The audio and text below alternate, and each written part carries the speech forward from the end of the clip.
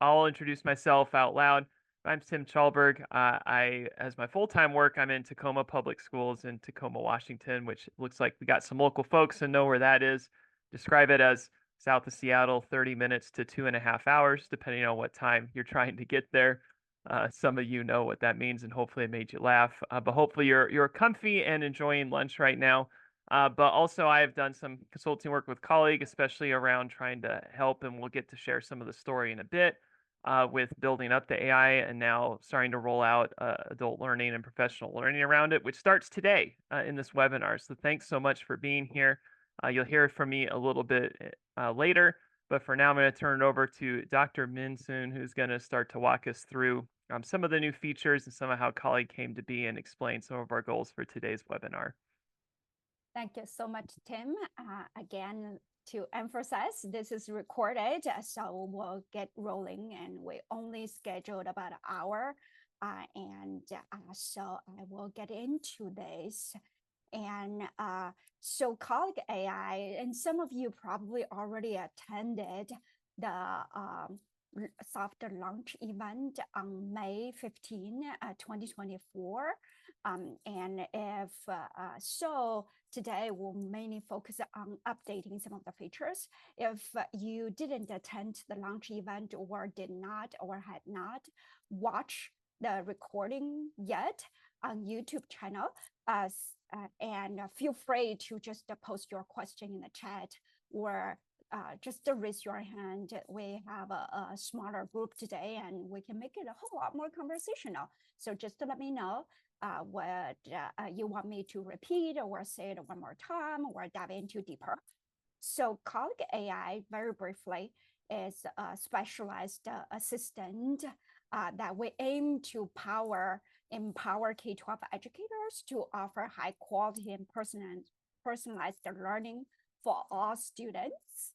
And we're really grateful for the generous support from federal funders, such as the Institute of Educational Science and National Science Foundation, as well as the institutional support from both University of Washington and Hands-on Innovation.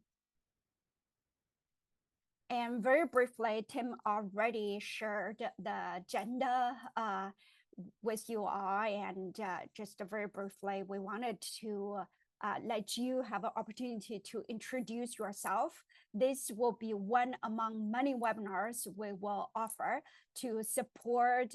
I think one is to support you utilize colleague AI in the most efficient way, as well as to support you use any other AI tools, right? We can talk about what is AI, those general topics in the future as well. And the other purpose of organizing a webinar is to build an online community among you all. The reason we ask you to introduce yourself in the chat, as you can see, this is a safe community. This is the community that we want to build among you all as well, right? So you see each other, and hopefully you connect on LinkedIn or Facebook, or know each other, look up each other's email address, or you can just chat with other folks. So will be a live community we are trying to build over the course of those webinar series. And the second is I will quickly reveal colleagues' theory of action, and mostly to update you some of the research evidence that we now collect since the launch event to demonstrate the performance of a colleague. And then we will update you some of the new features. And if you want us to reveal some of the features we talk about during the launch event, feel free to interrupt. And we will definitely review those features as well. And then quick tech setup. And if you already have a colleague AI account, feel free now, take the time to log in, because we will share some of the URL, include the chat history, and so you can see the entire flow once you log in colleague AI. And then if you haven't, you please quickly register using this link. This is the link that Specialized generated for this event, and you don't have to go through the gate wall. You can just register very quickly get on the platform. Colleague AI update. What motivated us to develop colleague AI, and some of the data you may familiar with, or anecdotally you may already experience this. Among the typical week, teachers spend about 7 hours per week on average about individual lesson preparation, 5 hours grading students assessment, 1 or 2 hours on professional learning, and then some additional 7 hours on other administrative tasks, such as read IEP or other type of paperwork, or other assignment they have to support school administration, school management.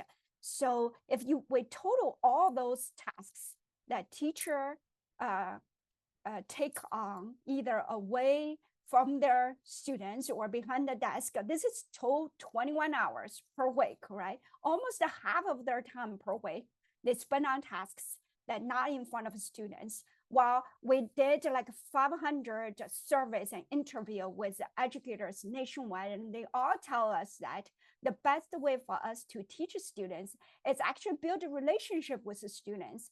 It's just hard for teachers to build a relationship with each one of their students while they have to spend 21 hours per week on other tasks that away from their students, right? So our motivation will be, how do we streamline all those tasks for teachers so that we can give the time and energy back to teachers? They can build a truly meaningful relationship with their students. And when ChatGPT came out, quickly it became very popular among educators, but then where research studies or anecdotal evidence inform us that there are some limitations with those general purpose AI tools, such as not every teacher or prompt engineers know how to dig information out of a large language model, right? So it lacks teacher-friendly design. It also lacks specificity and depth of some domain-specific concepts we want students to learn, and may also contain particular mathematical error or doesn't have adequate understanding about the pedagogy and students' learning progression. Therefore, all these drive us to develop colleague AI, which is a specialized AI assistant. And we're trying to perform multiple comprehensive tasks to address all this. We just discussed the 21-hour problem and issue. We design with and for teachers, so teachers don't have to jump across multiple platforms to perform those tasks. We also tried really our best, and we continue to improve our algorithm model to make sure the generated material are high quality. Otherwise, we're not serving the goal of saving teachers' time if teachers have to vet all those material, and if the material are not high quality enough that the teacher can use in the classroom. And the last one is we still very much want to consistent with human-centered AI partnership framework, in the sense that educators, humans, students are still at the driver's seat of the entire sort of interaction with AI. We still wanted to amplify teachers or educators' expertise. By doing all these 3 principles of design, we aim to really advance the students' learning outcome, and we're going to keep track of the impact or effects of colleague AI on those outcomes. With that, Tim, do you mind share quickly about our progress so far? Yeah, so that's the framework. This is just a brief summary timeline of where Colleague was and where it is now. So again, with that framework in mind, research started as early as 2020 into best practices for creating high impact lessons, and that's well before like the current generative AI revolution really kind of got supercharged. But understand that that's really where this started, that 21 hours, and really looking at lesson planning as potentially one of these areas that machine learning could help with. Um, that research kind of hit a nice closing point, and in the middle of that started to build a production system. Of course, around 2023, that is when we start to see ChatGPT really proliferate. And so not only do we have this research base around lesson planning, but now we have this new, more powerful tool that's really taken a quantum leap forward. And so that does impact the overall timeline and features of Colleague. Jump ahead into the start of this calendar year. A diverse group of expert K-12 teachers including me, so it can speak more about what that looked like. If that is helpful for folks today, that's a possible Q&A topic. Help to train the colleague AI. And so again, this is about adding this layer. It's not just open-ended like OpenAI or Copilot or something like that. This is where we really say this is about tuning that algorithm to really make it work for education. That got far enough for a soft launch on May 15th of this year. And so that was really working on that really underlying model that is pulling from. And then we're going to update you on exciting new features. Now that model is in a good enough place to be helpful and it's continuing to be refined and improved, there's been a lot of an emphasis on expanding the functions that the model can do. So that's just a little bit of where it's been and where it's going, and especially where the value of partnerships. Again, it's ultimately about student learning. It's about getting this in the classroom and helping with the jobs that we already know are important in the tasks that we already know are important. So the partnerships is really about bringing this to life and keeping it human-centered. Thank you so much, Tim. FYI, Colleague AI platform, as many of you know this, is for free to educators. So feel free to just sign up. We don't have a paywall at this moment, and you are going to access to the most advanced features that we have. And it's we have new features pushing out very frequently. So keep trying the platform, and you may see some new things you haven't tried before. And I will skip given the time, but you will have this slide deck after the event, and you will also have the recording if you want to play the testimonies from our educators. You can do that. But let me jump to here. And Tim mentioned that we have done some research study with a group of 20 math teachers prior to the soft launch of Colleague. The reason we do that is because we really wanted to assess the algorithm, the model performance, right? Whether because quality is something we really care about. That's why we conducted this study to tell us if we're ready to open it up, the platform to educators. As you see, what we asked these 20 educators did is to do this quote unquote, if you heard about the term A/B testing. So as you see, we have two versions of math lesson material. And these two versions from the metadata, you can't tell the differences because they have the identical title and learning standards, things like that. And the differences is actually at the bottom, the actual lesson. And so with that, we ask the educators to rate based on the criteria. So just so you know, the raters, those 20 educators, they are recruited. We did an expensive sort of interview process with them and training. So they are on average over 10 years of a teaching experience in mathematics, and they also sort of and we train them over 2 months in terms of what high quality math should look like. They code some other existing material before they do this exercise, and then we ask them to rate, like with regard to warm up, main activity, cool down, overall, which version do they prefer, and then comments on why do they prefer one version over the other. So through this activity, we collect about over 500 pairs of lessons, and each pair will have 4 measures, as you saw. So total over 2,000 measures we collect. And this is at that time, which is in March, April 2024. And that's when Llama 2, which is an open source model, available. And then we customize GPT-4, which is the most, at that time, closest sourced, most advanced model. And the human expert is actually illustrative mathematics, which for many of you who are math teachers or teacher coach in the past, you know this is quote unquote like a very high quality, well-known mathematical curriculum or lesson materials. And so as you see, the differences between our fine-tuned open source model as well as customized GPT model with the human created material, the gap is in the 14, like 11%-ish kind of differences.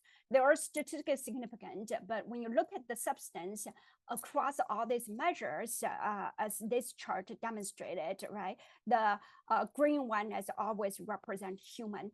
And you see that the gap is not huge. Now, colleague already have a much more advanced model than the two we tested. So if we were to do this study again, the gap even shrink. We will continue to do this type of study to update you all in terms of how the model perform and to give you some confidence in the material we generate as well. And this is also very quickly, I'm going to jump through in terms of the differences across grade level if you wanted to take a look. And we will continue to keep track of its outcome on students' engagement, students demonstrated growth on formative assessment, and a proficiency level and standardized the test by working with our partner school districts as well as educators who want to partner with us to keep track of the impact of colleague.ai on teacher and students' outcome. So with that, I'm going to jump into to talk about some of the key features, Tim. Yeah, so that's the high level overview of how did colleague come to be, but what does this actually look like? How do we actually interact with it? So we're going to show 5 features here very briefly. We're going to start with brainstorm ideas. So go ahead and click to the next slide here.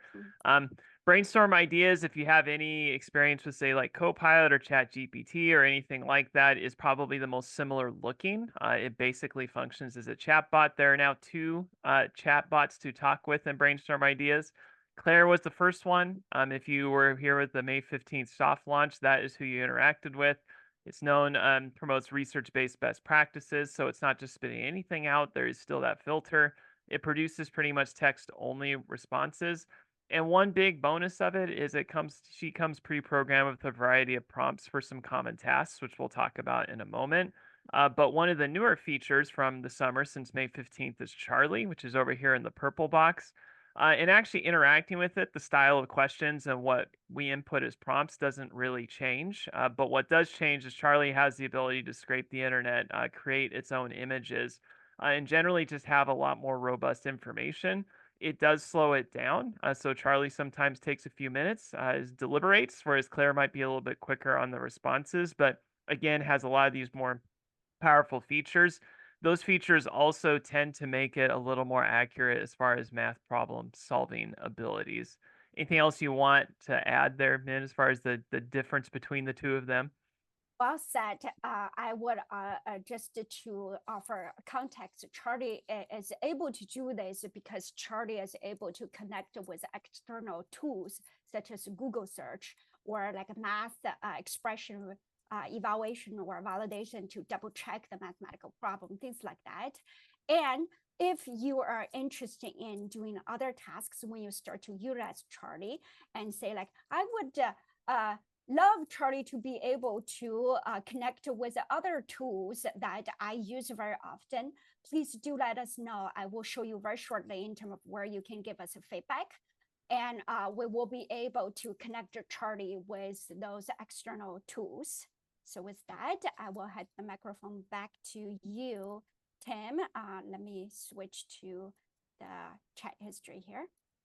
Yeah, so this is what it actually looks like. This is live action colleague, and this is an example of a kind of response that Charlie would give. Charlie, you can always tell because Charlie loves his emojis, among other things. But in all seriousness, he does a lot of good work in here, and so we can see in here anything in purple is the prompts that we were providing, and so you can see the back and forth there. So you see Charlie opens up, introduces himself, and then we say, hey, take a look at this website in this case, and include a brief introduction, a section on the policy. We're trying to basically make a one pager of sorts around AI policy that's informed by OSPI. And so, I mean, I don't know if you've had a chance to read through. OSPI has a website. It's created this handbook. It's not that long, but it's still, we're talking 25, 30 pages of content. Could we, as an administrator, take all of this information and turn it into something that We could share with our staff. We could share with families, something along those lines. And so asking Charlie to do that. And this is what Charlie does. So we see, so certainly can do it. We do see that it lets you know when it is scraping the internet. So it said used web scraper. So it went to the website we gave it. It shows that it did that. And then it says, thank you for providing the information. And then there it goes. And so we can kind of scan down and see what is shared.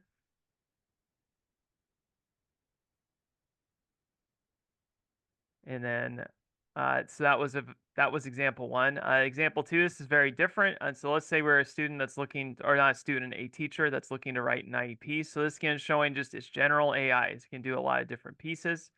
And then again, we see the back and forth. So again, purple is our prompts. The blank kind of background is the responses from the AI. And so we can keep going back and forth. But here what we see is that ultimately, and I believe this is Claire, correct me if I'm wrong. That's Yeah, right. this is Claire. Is looking through, knows about IEPs. It says you some general tips, says, okay, do that. But we can ask it to get more and more specific as we go. And can even potentially give it the format of certain things that we need to fill in there. So we see some short-term objectives, we see some long-term objectives, and then we see some specific support strategies. And so again, knowing that in a school context, especially anyone that's taught some special education, I've had a chance to partner with, had to do some co-teaching, but I haven't done any individual rooms myself. But I do know that a lot of times, especially even with a co-teach model, special education teachers all the time have to write IEPs, and there's a lot of documentation.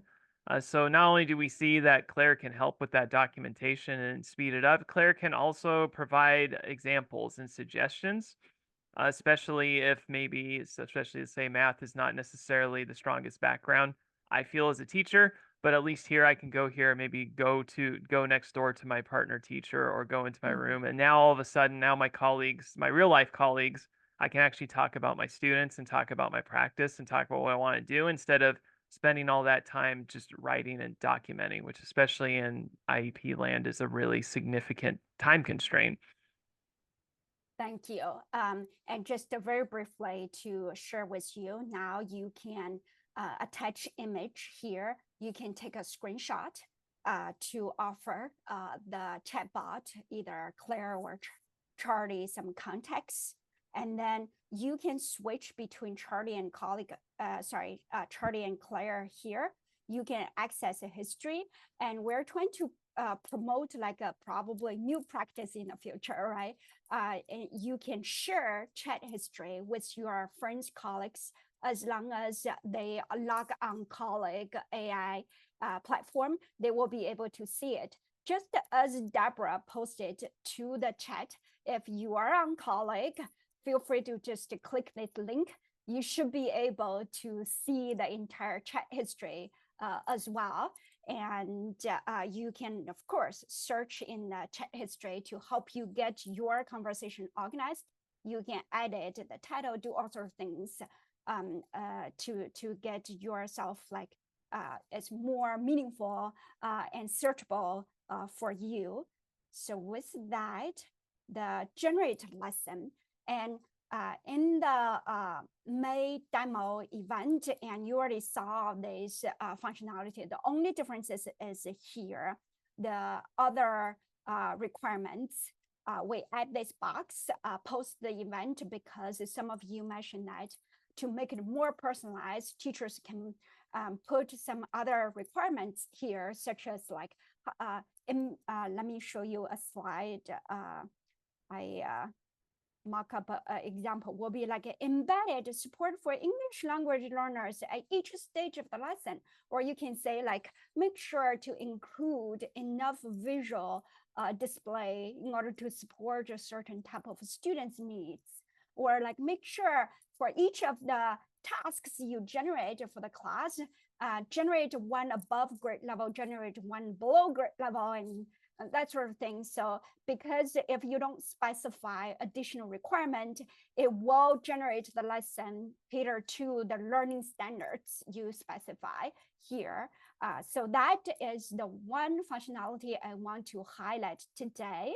And then if you wanted to, again, like once you get the slide, you can click this link to see the generated lesson, which is, again, I'm sharing as a colleague URL, and in the future, you can in this way share with other friends and colleagues as well. So once you enter into the prompt, you will get something very similar to this one. Just for the interest of time, I won't generate the whole thing. So I pre-generate before the event.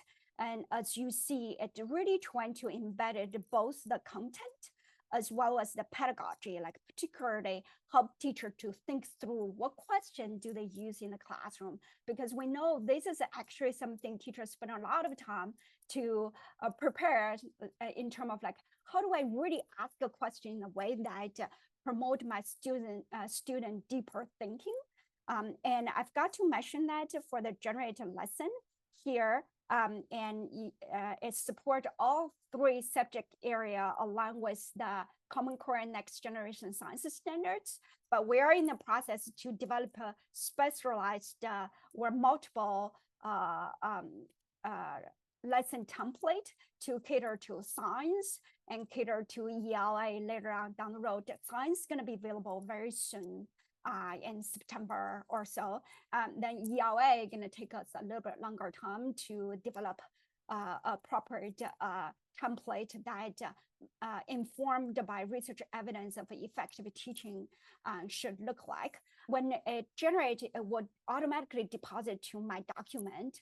It will be saved there as a file. As you see, this is a fully editable, and teachers can just write down everything as they wish, or they can use our in-text command. For example, here, it say like each pair in terms of the students get a sense of a single-digit multiplication flashcard, but it didn't offer, like we could say like offer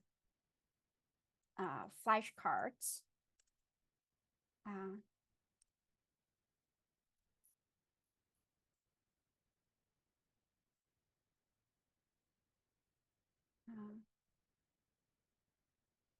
And it will start to like know the context of this, right? And start to generate like a flashcard for you. And what teacher typically do will be like insert flow or replace whatever they wanted to do. Or if they're unhappy about it, they can refresh, regenerate, right? It will generate additional things, and teacher then can continue to edit from here as they wish. So the reason I demonstrate this is because AI initial draft, we wanted to tell teachers or educators, this is not a complete thing they can go ahead and use. And there are some things they need to continue refine with the AI together. And then in addition to that in-text command, we also offer AI review, basically to we have some built in. We spent about 2 years develop the algorithm to automatically utilizing the criteria we specify here. In order to increase the transparency, build trust with the educators, we tell them exactly what rubric we utilize to rate this given lesson if they hover their mouse over. And then if you see here, after the AI review, right now it's passed all the checkers is because we teach the AI to at the minimum pass all the checkers. But if you check other materials, it won't be all satisfied all the time. And in addition to that, the AI identify what evidence they utilize to rate the lesson, and then how to further improve, even if it's meet the checker, but it doesn't mean that it's a perfect lesson, and teachers still can continue to improve, right? And the other one is here. This also give them additional built-in prompts to iteratively help them. Let's just say, like, if I click this one, and the AI agent already know the entire context of this document. And as you see, like for each of the section, it start to build additional material for teachers, and also start to generate additional nudging questions to support teachers to iteratively improve. And then the other thing I wanted to highlight, which is another feedback tool we offer to teachers to really amplify their expertise and support their learning is this running simulation. It takes a little bit of time to run the simulation compared to generating other type of AI response, because we have a multiple agents behind the scene talking with each other before they output to teachers. So as you see, Alina is a student. We have 3 students, including Alina. We have Liam. We have Noah. They each have different profiles and simulating how they would take on this lesson material. And then we have one teacher, Miss Johnson, and then we have the last agent. As you see, it's still generating, as you can see, like this generate a bunch of questions the students may ask. And it also sort of generates like how the teacher may react to those questions. And then we have the other last agent is called reviewer. The reviewer's function is already understand all, as you saw, the quality checking, the rubrics of what effective teaching should look like, and then utilizing those knowledge to offer feedback based on the simulation in terms of recommendations, how to do it, actually give us specific examples, and then also offer teacher why the reviewer offers such a suggestion, right? So it's really transparent to teachers, and teacher can understand, they can take on, they think are valuable to further modify the lesson, or they can totally ignore. And it's up to their expertise, but at the minimum, we have a virtual colleague there work alongside with them to support them wherever, whenever they are developing their lesson material.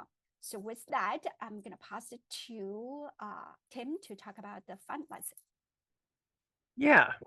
So Find Lesson, this was another feature that was there on the soft launch on May 15th. It is largely remained unchanged with one significant difference. So if we look at sources, all of these are Creative Commons license, so that's not an issue as far as defending on copyright issues.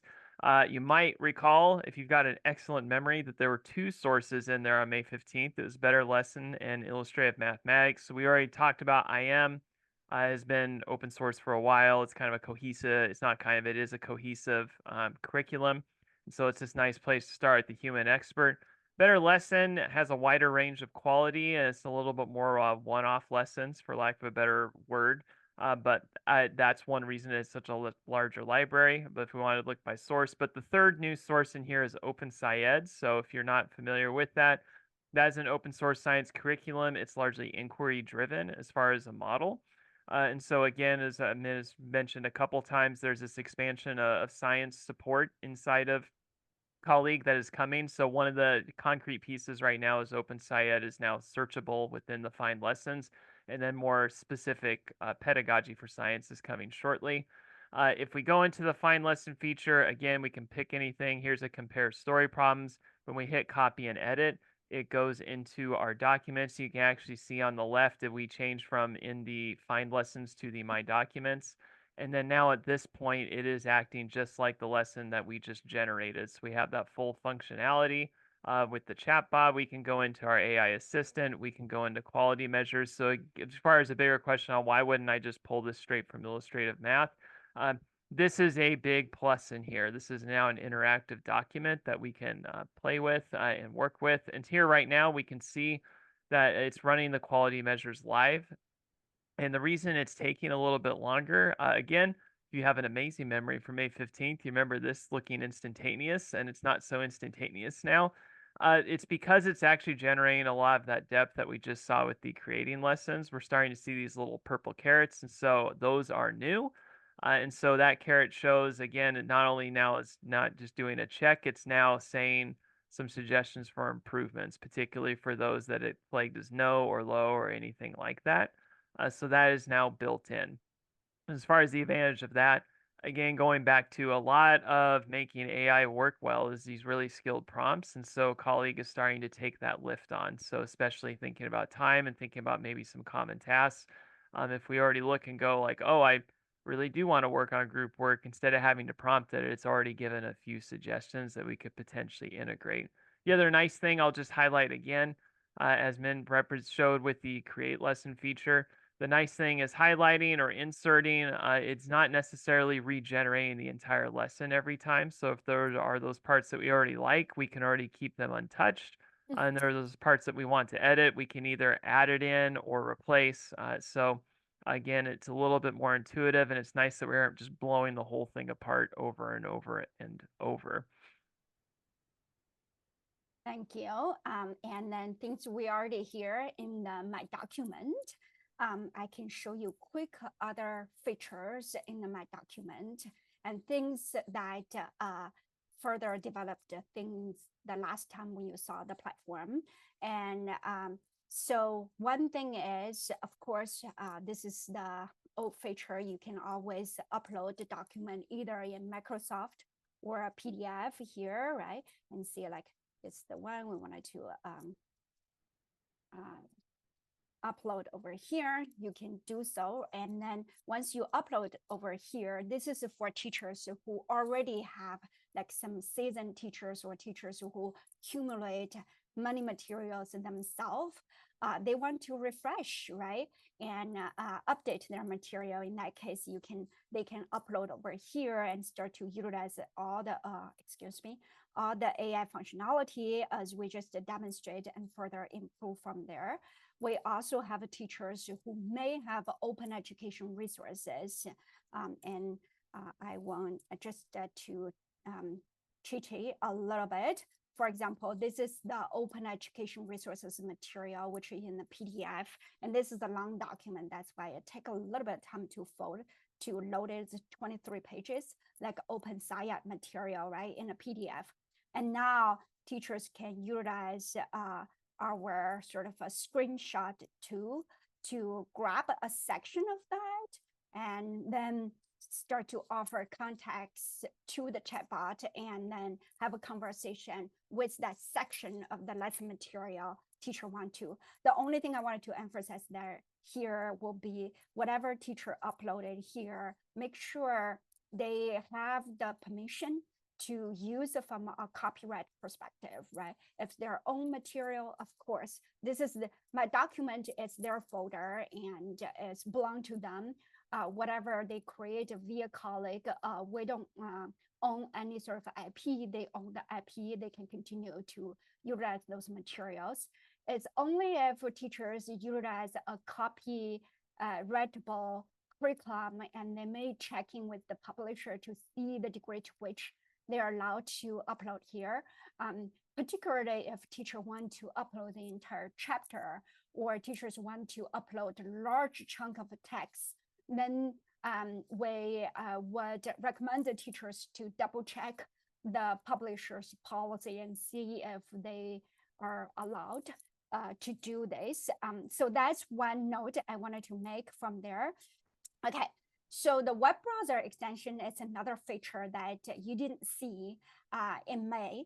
And so you can install this like when you, let me just go over here, see here, right? You can just click, you can click this, like it depends on whether you use Edge or you use Chrome as your web browser. It will pop out, let you to add to. Once you are done that, you log in, and you will see like a little icon over here. And this allow you to call out the web browser extension. Let me just say like, this is OSPN. Like you click this button, read this page. It will read the information in here, summarize this for you. And then it also offers context. You can start to chat with the AI about this web page. It has all the functionality as if you were to log on colleague website, and the chat history can automatically save to brainstorm idea chat history as well. The cool thing we're doing the web browser extension is not just to offer the convenience, and it's also quite helpful. Let me see if we already have this set it up, which I do, to help you sync with the learning management system. This is a Canvas set, right? Once teacher log in Canvas, log in colleague.ai, and this is a student's submitted homework. And then you can choose like what rubric you saved in my document to use to grade. Let's say I choose this one corresponding to this course, and then I click AI grading. It will start to grade students based on this rubric. Then teachers can copy the AI generated grading and further modify before they send the feedback back to student. And correspondingly, this feature also work on, just a second to move things around, on Schoology. We're now testing about some other learning management system to see if it works properly, such as Google Classroom or some other learning management systems. And again, if you're interested in colleague.ai, interested in utilize colleague.ai in this capacity, reach out to us. We'll be more than happy to help you continue test and integrate this with the learning management system. Let me pause here to check in with folks. That's pretty much all the features we prepared to share with you today.